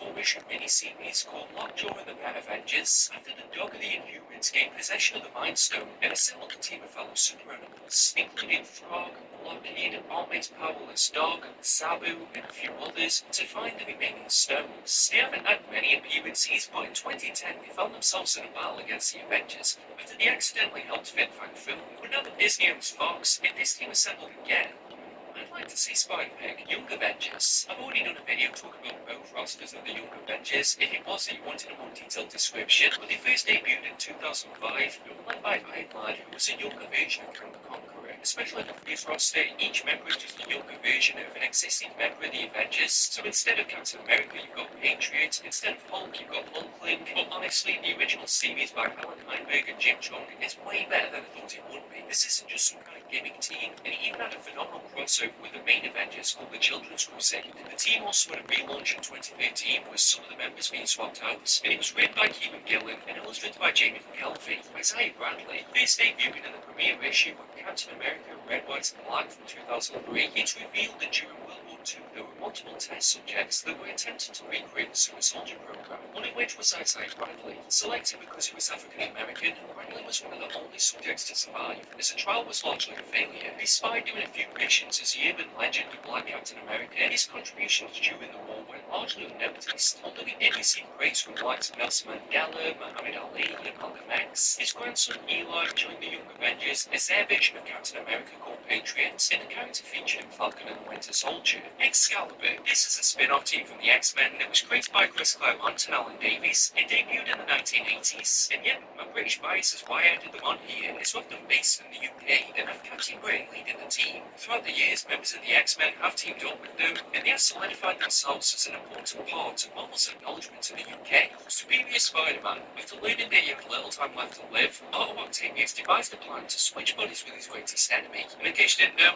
it's Spider-Man. This was part of Ganslaw's run for the web slinger, and it spawned a new series in 2013 called The Superior Spider-Man, which I really had a great time with when I reviewed it recently, and I definitely recommend checking out. And he saw Otto take on the identity of his foe to use his intellect to find a way to become a better hero. And yeah, I can't lie, this series is way better than it sounds like it should be. And you cannot get that entire run in one beautiful omnibus, which I only have thanks to the channel's European sponsor, Comics Bugle. So if you like the sound of organic price books and wanted a European equivalent that gives you free shipping and free gifts with every order, then this is the only place that you need to go. And whenever you do yourself a favour, save a bit of money and support the channel at the same time by using the code ROOFWOOF for 3% off all books on ready in sale. And I do want to throw Comics Bugle a big thank you for supporting the channel whilst I've been on this hiatus. But on top of that, the Superior Spider-Man's also had a second series, and he's also coming back for a one-shot this October.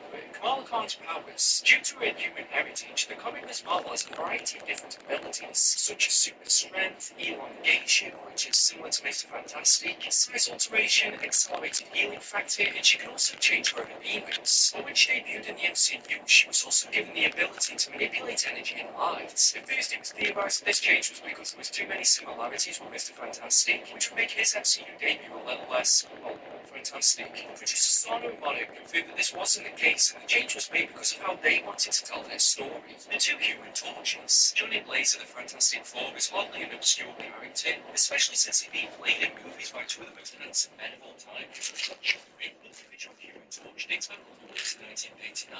In Marvel Comics issue 1, he was an actor that would have his agent Hammond, who was part of the Defenders. When he's flamed on, you wouldn't be able to tell the difference between he and Johnny, but due to the rise in prominence of the Fantastic Four, Jim has taken a backseat. Although he can be briefly seen in the background of Captain America: The First Avenger, Green Goblin's first appearance. Although he's now famous for flying around on his goblin glider, when he was first introduced in the Amazing Spider-Man issue 14, he flew around on a rocket-powered broomstick. This only lasted for his debut, and because of how goofy it looked, I would have been okay if this became a regular part of his arsenal, but there was additional conflict between me and Dingo over the goblin's true identity. Stan wanted to keep it a mystery, so later could be a big reveal that it was someone Peter knew, where Steve felt that wasn't representative of how life is. In a comic series where a teenager gets superpowers after being bitten by a spider, unfortunately the decision was made to make the Green Goblin Norman Osborn, whose clues had been planted since his debut. Hulk is demonic. The Devil Hulk first appeared in the year 2000 during Paul Jenkins' run on the character, but he rose to prominence during Al Ewing's 2018 series. He is still an alter ego of Bruce Banner, and he's also the physical personification of all the resentment that he feels for the rest of the world. His form is different from the mainstream Hulk design, but he still possesses most of the same abilities. Werewolf Captain America, Cat Wolf, the source subject for long-time Captain America fans, and pretty much the biggest blemish in Mark Rudel's legendary run on Steve Rogers. It was during the 90s, which should probably explain everything, when it felt like the big two publishers were doing whatever gimmick they could to shock readers and hopefully drive up sales. Cat Wolf first appeared in issue 4 or 5 after Nigel Jackson of Wolf Serum. The art lasted until issue 408, and it doesn't appear to be a permanent ailment since Steve hasn't appeared as Wolf much since, unless the Lego games counts. The one below all.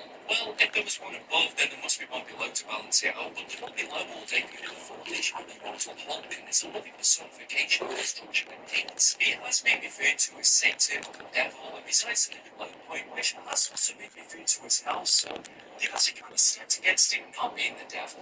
He's also part of the same entity that's the one above all. I just thought I'd mention that here. I'm definitely not filming this monster to make the voice of testament to the god swine. Yet the self-proclaimed world's deadliest mercenary has the exact same weakness as me. I decided to ride a bike as well, and I wasn't just some kind of broken kid. Despite possessing photographic reflexes and being able to mimic anything he sees, he learned the hard way that he was unable to swim when he tried to replicate a dive. And it probably explains why you've never seen going off an ankle. Next wave.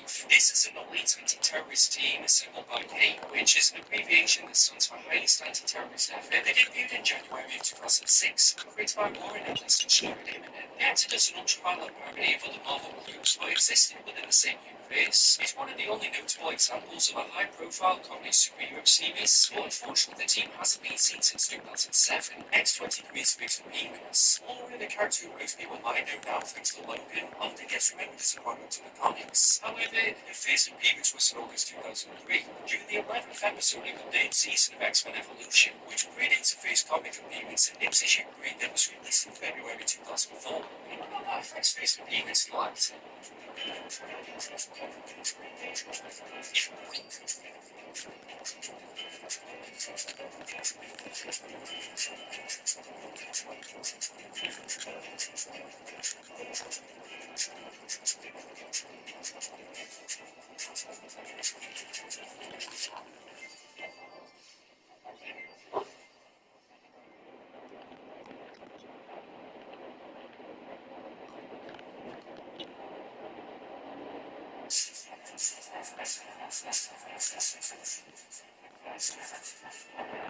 The next was Rodents. We all know Scott Summers who's Cyclops from the X-Men, and also Alex Summers who's Venom as Havoc, but there's also Vulcan, whose real name is Gabriel Summers, who was introduced during X-Men Deadly Genesis, and is an Omega-level mutant with the ability to manipulate, control, and absorb energy, which, let's be real, is too far of a stretch from the abilities of his brothers, called God Blast. This is a power that Vulcan can unleash, and it's a concentrated and amplified blast of those entire life force being channeled from Mjolnir, that was first used in 1969 against Galactus. And depending on what story you're reading, it has been said to be the most powerful attack in the Marvel universe. In the past, he's used it against the Black Winter, the Celestials, and Juggernauts. That last one feels a bit mean. The level at which the power emits has been increased and decreased depending on the story and the writer, meaning it's often debated if there's anything comparable in the Marvel universe. But regardless, you do not want to be Richards. Ben rotates normal every year. Next to a serum created by malaria, whose daughter Reed Richards and Sue Storm, Ben can move in from his rock-like form once a year, which was established during England's War. And it's also the only time that Ben ages, meaning that he can continue to live for millennia. So once a year, he gets to experience what it's like to be a regular person. And making the unknown.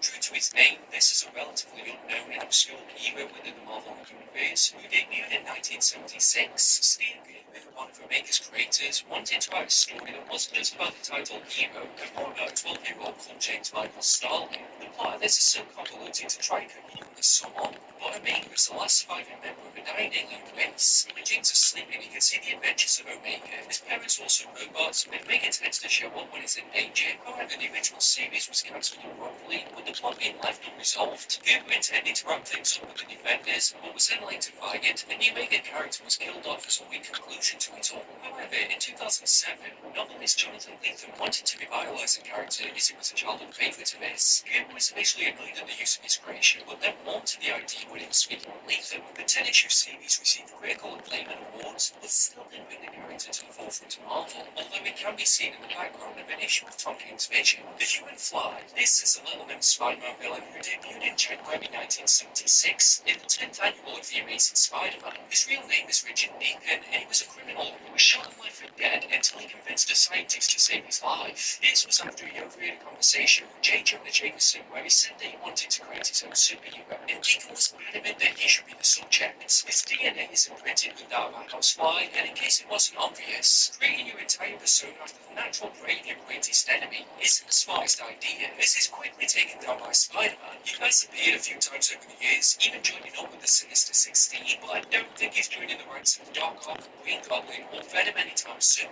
Luckily enough, though, there is a second Human Fly from Marvel who debuted in his own self-titled series only 1 year after Richard Deacon first appeared. This guy kept his identity unknown and had a book that ran for 19 issues. It was created by Bill Mantlo. He's based on the real-life stuntman Rick Rojat and was often seen helping to protect charities, even if he gets mistaken by Spider-Man as a villain of the same name early on in his career. Like, seriously, why was the name the Human Fly so in demand in the 70s? Mad Dog, let's just address the elephant in the room. Why channel is not named after this character? That would be crazy. Instead, it's named after the voice in my head that was just me. But Robert Baxter, also known as Buzz, first appeared as Mad Dog in the Defenders issue 125. His powers are a result of a cellular augmentation and bionic engineering by Roxxon and the Secret Empire. It gives him super strength, animal-like senses, and enhanced jaw muscles, and other animal-like powers that help him as a villain. However, these same experiments also turned him insane, so maybe I do have something in common with him. Brute Force. This was a team that first debuted in June 1990 that ran for 4 issues. It was made entirely of animals wearing cybernetic suits such as a dolphin, kangaroo, and a lion. Most famous member is Weapon 2, a squirrel that was enhanced to have claws similar to Wolverine. But despite the fact that this series sounds hilarious, the team hasn't been seen since the 90s, and some of the members have died. There are 2 characters called the One Above All. So we spoke before about the One Above All being the highest form of creation and responsible for creating everything. However, there is a second character that goes by the same name, who was said to have been created by the Celestials, and therefore can't be the same as the original One Above All, and I have no idea which one of the One Above Alls is above the other. The crimes of Sue Storm. She may be the female figurehead of the Fantastic Four, but that doesn't mean that she's got a clean slate. Whilst teaching an English class in the second issue of Marvel Knights 4, to get them to behave, she highlights that she could turn all of their clothes invisible with just a thought. Which, and this might be an unpopular opinion, is a weird thing to say to a classroom of teenagers. But don't believe that was just a one-off, because in Amazing Spider-Man issue 657, she finally had to answer for her crimes. And that's because she was caught pants in the throat